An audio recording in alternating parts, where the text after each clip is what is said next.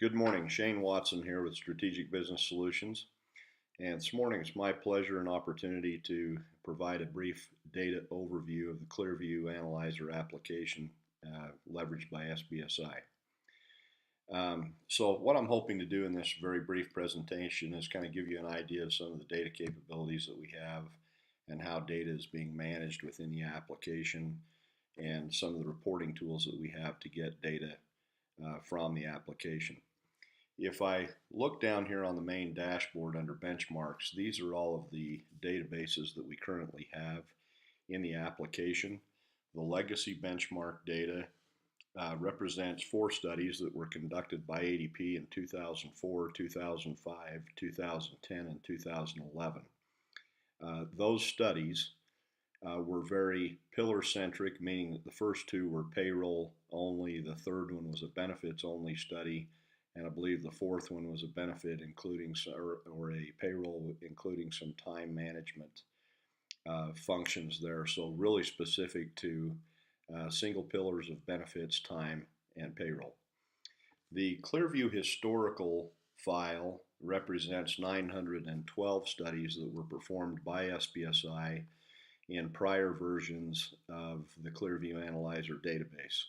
So as we have migrated to new technology, done updates on the application, we have normalized that data, made sure that we leveraged the benchmark historical data that we had and brought it into the next level of application development for historical purposes, and so that data can be leveraged.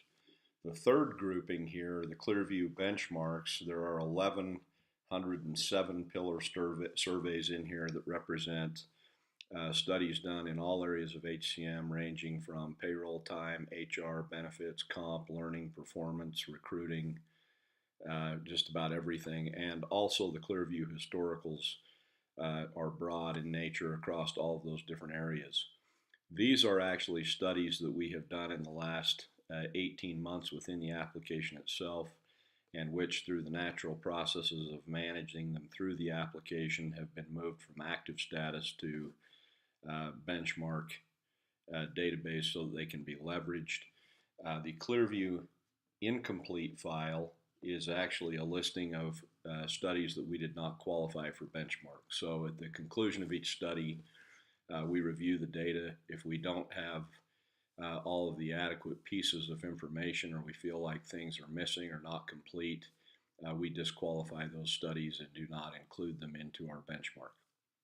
So with that as an overview, all of these data points can be accessed, as you can see here. So we have access to all of the total cost of ownership, financial analysis tool database, which is, as I mentioned, the comprehensive view of those PwC studies. We can also go in and look at the current benchmarks. I can flip a switch here that allows me to see the different clients, and if we open those up, we actually see them in the format of the Clearview database. So I have the surveys, the price sheets, the calculators, including all of the reporting and everything else that is centric to those studies. Same with the incomplete file, and then the historicals is just a listing of the studies. We actually have a switch in here where we can turn these on and see the prospects, but because of kind of some of the data protection things that we're involved in contracts, we turn those off and just name them by company so that we have a reference to them, but we don't actually show the company name. So that's kind of the source data of the information. Next thing I'd like to talk about is some of the tools that we've created to hopefully help some of the sales teams at ADP leverage this data. So if I click up here under Sales Tools, I'm going to go into our Analytic Hub and kind of explain what is happening here. We have a focus group that we're working with at ADP of several sales team members that are helping us develop a library of custom canned reports. And what this does is it allows an individual to go out and grab some of these data points just very easily by opening up a simple query. So that team has helped us deliver a list. If I sort up here, I can see the standard TCO reports. So I can go out and run an average cost of non-labor total cost components by industry, by platform group, or by size. I may want to look at cost of systems and system maintenance by platform, by size, whatever. Um, and then down here, I might look at, what's my average total cost of ownership by platform, by industry, by platform group or size, and a variety of things there.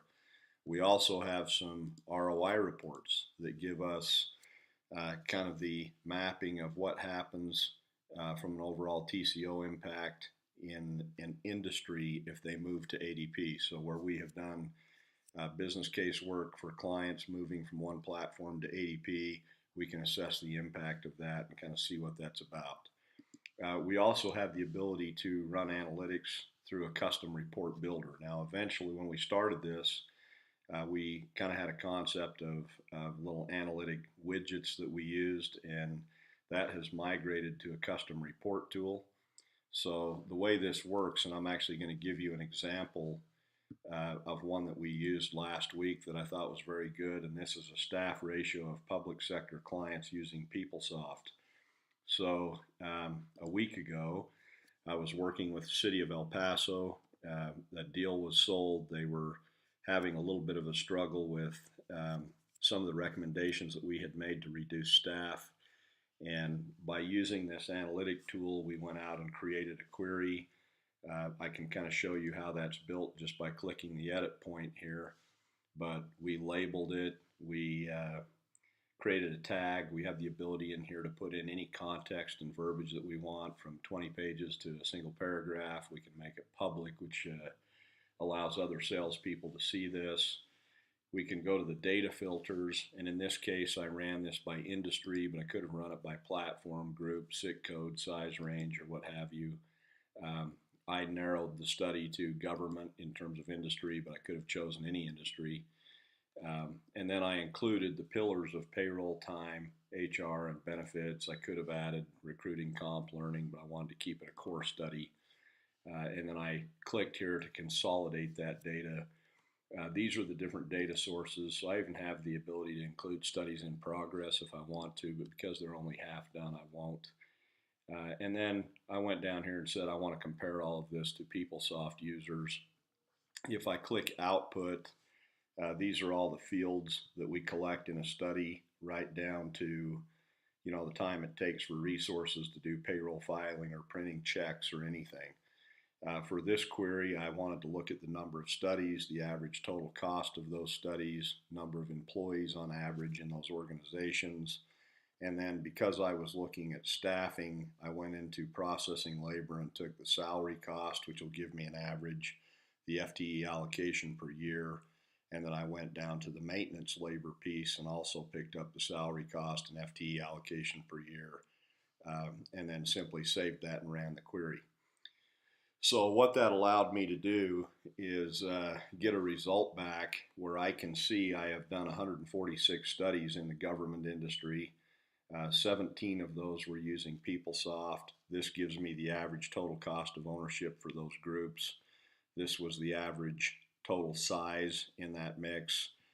This was the processing labor salary cost and the average staff ratio of those groupings. And then this was the maintenance labor salary cost and the average IT staff required to sustain each of those groupings.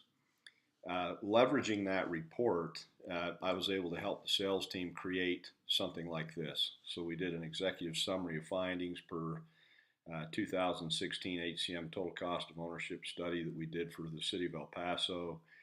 We were able to highlight here that the recommendation that we anticipated that almost 15 FTEs should be addressed over a 36-month period and be reduced through natural attrition. There was a little bit of challenge from that, obviously, from the group there at the city of El Paso, but we were able to prepare this and kind of present it to the mayor.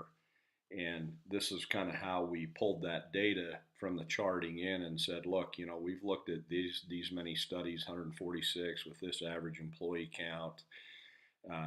Resulting ratios were 1 per 463 in government, 1 per 1496 for PeopleSoft. And, the fact that American Payroll recommends that a good model is 1 per 1100 And then we go ahead and identify here that the people, the city had a much lower ratio of that, actually 1 per 78 resources involved. So we were able to chart that out and create a very good document that the sales team could take in and review with the mayor to kind of help understand what some of those impacts were.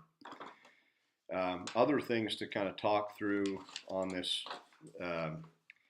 data side of things is that each of these components we can break open and look. So if I want to take a look at the government side of things, I can see for the industry or the pillars that I selected, payroll, benefits, time, and HR, what the actual processing labor costs are per employee, by labor, by non-labor, by field labor. So all of this data is available, and I can drill into those just by clicking these little widgets here and see kind of what the 17 data points for payroll PeopleSoft were and the 9 for benefits and so forth. Other things that we're leveraging within this tool in terms of data. Oh, by the way, each of these things can also be kicked out to a multiple variety of medias. So I can look at this and you'll see that I have the ability to copy this and create a report. I can click this little icon here for CSV and actually open up all of this data in Excel and use it however I want to create my own things, which is kind of what I did for that city of El Paso. So hopefully that's a very quick overview of kind of how the data is structured within the ClearView tool. Hopefully you had a chance to look at the client intro video, which gives you an idea of the structure in terms of the pillars and methodology. And hope you got something out of this. We're glad to have had the opportunity to present it.